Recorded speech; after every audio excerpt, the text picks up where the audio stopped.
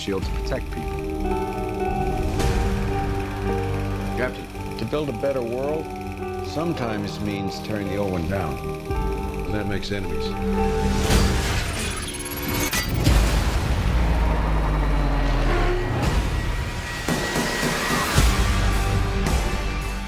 Hi everyone, and welcome to another episode of For Reels. Tonight we're going to be reviewing Captain America, the Winter Soldier. This is Marvel's next film in the line of huge, crazy Avengers world they're building, and this one's action-packed, but it's actually a little bit of a departure from their previous Captain America films. A lot of the other films in the franchise I actually liked a lot, but I'm curious, what do you guys think about it? One of the things I really enjoyed is the character of Steve Rogers. I felt they made him relevant, which was something I always felt like in his place in the Avengers. I felt like he doesn't have superpowers. He can't do what anyone else can. After this movie, I was like, he's their best asset. Like, seriously, I thought he was amazing. He kicked a lot of butt, as well as was not just an idiot. What, is that a good line? No, that's a good line. You particularly liked Steve Rogers a lot. I actually liked everything else about the movie. I really thought that as much as it is a Captain America movie, it really felt like a S.H.I.E.L.D. movie. We finally got to know Black Widow. After her being in 2 other movies, we finally got to dig into her character. Same with Nick Fury. And Nick Fury is the leader of this whole organization. We finally get to some backstory. We get to see what makes him tick. Some of his, the things that are going on inside his head. And we get to see S.H.I.E.L.D. headquarters. A lot of things these are things that I felt like I would have liked to know a while ago, and now finally after 9 movies we're getting to get a better sense of what this whole world is all about, and it was more than I was expecting out of just a sequel to Captain America. I'll agree with that, and one thing that I did like is that the action scenes, they went from huge giant epic shots just like in Avengers to hand-to-hand combat, which was the majority of Captain America's fighting. Yeah. His fights with the Winter Soldier are just freaking amazing. Because and Captain America, he uses that shield to just bash people's heads in.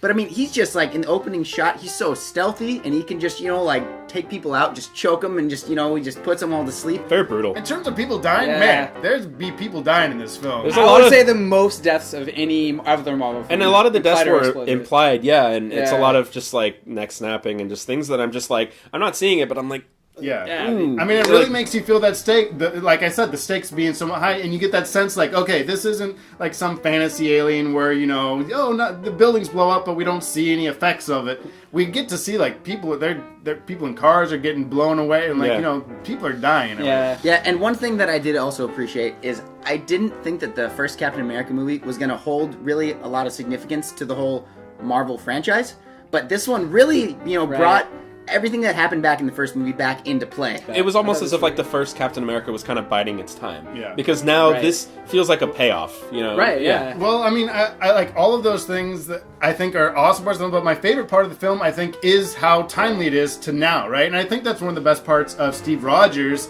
and I think maybe why the first film wasn't, you didn't like kind of feel as much, is because for me, the cool part about him is he is a guy out of the past. He's an ideal of America in the current time. Like, how do I find one? And we got to see that better in this film. He's a much more interesting character in modern times than he was back then, right? Right. It's great that you mentioned that too, because he comes from the World War II era, which is kind of known as America's greatest generation. So that we can see what we'd like to be, what we think America is, compared to all the cynicism that exists now.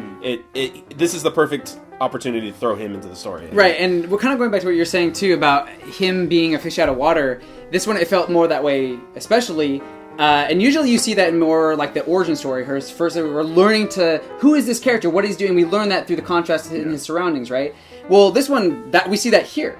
And it's much, and they still kept that excitement and energy that you would have from an origin story in a second piece, and it felt just as much of an origin story as we're learning about him. He's learning about himself. He's going through all these conflicts, and he's discovering who he is and how he fits into this new world. And just the idea of like kind of identity and how you find who are you, and that kind of is reflected in all the characters. And again, that speaks to like this is more than just an action film. Like Scarlett Johansson. She was all about, like, who is she? What is she about? And even, like, Fury, like, who is he? And what are his motivations? And kind of get into the nitty-gritty of what it's about. Especially Fury's character, I was totally unexpected. Usually it's just Sam Jackson being a badass. It's him on Snakes on a Plane. Yeah, usually that's who he plays. There was a lot of, I don't want to say softness, but vulnerability in his character Yes. I was not expecting. And Yeah. also, he had that, well, a little bit of spoiler, he had that sweet action scene, which they don't ever establish that Nick Fury is... He's the reason he's Yeah. freaking He's in hard. charge You for a reason. understand why he's there. Yeah, exactly. I really liked Robert Redford's character. I thought he was a good kind of... I thought he brought some gravitas to the role, and it gave the film a level of kind of authenticity beyond a comic book movie, if that makes any sense. I thought, it gave a little bit of grittiness and realism in terms of the politics. I agree with you, but I think that might be partially because Robert, he doesn't belong in a movie like this, and so by an extent, bringing him into this, this isn't just all these people who are so in this little enclave of incestuous recasting of roles. He's like, where'd he come from? Oh, hey, well, this is a film. Yeah, now, there's all right. actually government going on. There's other organizations. It reminded me of Patriot Games or one of those Jack Ryan films. It kind of brought. I will say, however, I had mixed feelings about the kind of diabolical plan the enemies were going with. I don't know what you guys thought about that. I agree with you there. While I was watching the movie, I was kind of thinking to myself, well, what exactly is their plan? Because as far as I understand it, it's pretty silly.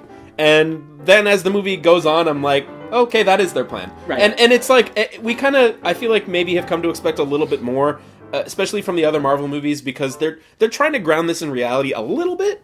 And it kind of feels like that maybe we could have done something a little bit more mature. Yeah, I will say, and also the reveal of the diabolical plan wasn't something that was you picked up pieces here and there and expanded throughout the movie. It was just exposition delivered throughout a 5-minute scene. You're like, oh, that's the plan. Right, and there's only probably 2 scenes of just pure exposition in the movie. It's pretty... At least the movie, But in that, you're right, and there was just okay, here's the villain's plot. Yeah. Okay, all right, let's move on. And also, I did feel like the Falcon was a little bit... I don't want to say tacked on, but I felt like he wasn't developed enough. I felt like he represented some cool stuff, but they never really went deeper with him, and ultimately, he was kind of inconsequential to the... It's like, cool, let's throw the Falcon The thing there, is, because, I don't know if you could have gone deeper with this character. It might have been character overload, even though... Because the Avengers had a perfect balance. Even with all of those characters, they didn't get too deep into any of them, because you already had their origin stories for all of them. Yeah, it's it did feel a little bit tacked on, but at the same time, I personally, at least, I liked his character. I thought he was fun.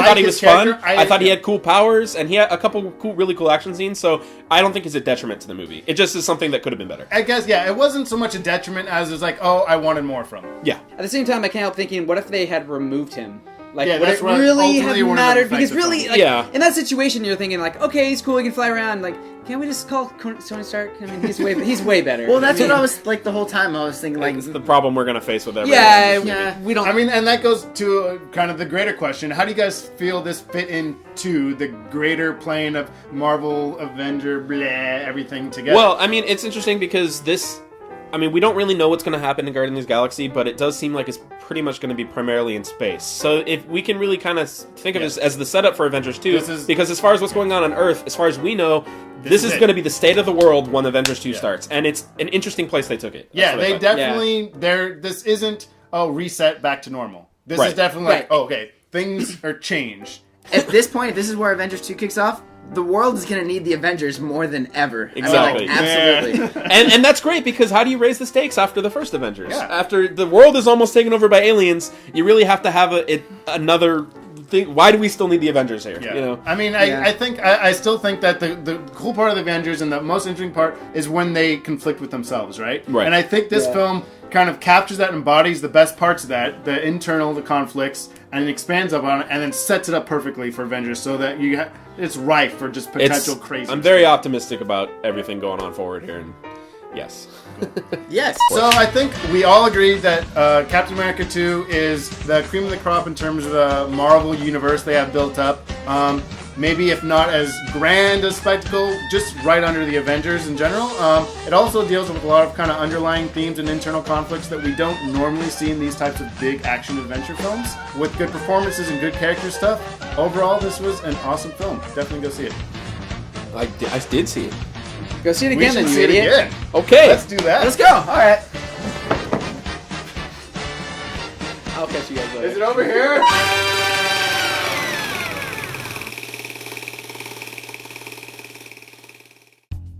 Hey everyone, thanks for watching our review of Captain America 2 on 4Reels. If you liked what you saw, we have even more movie reviews on our channel. And make sure you also check out our original shorts, as well as Corecast, our Avatar and Legend of Korra fan show.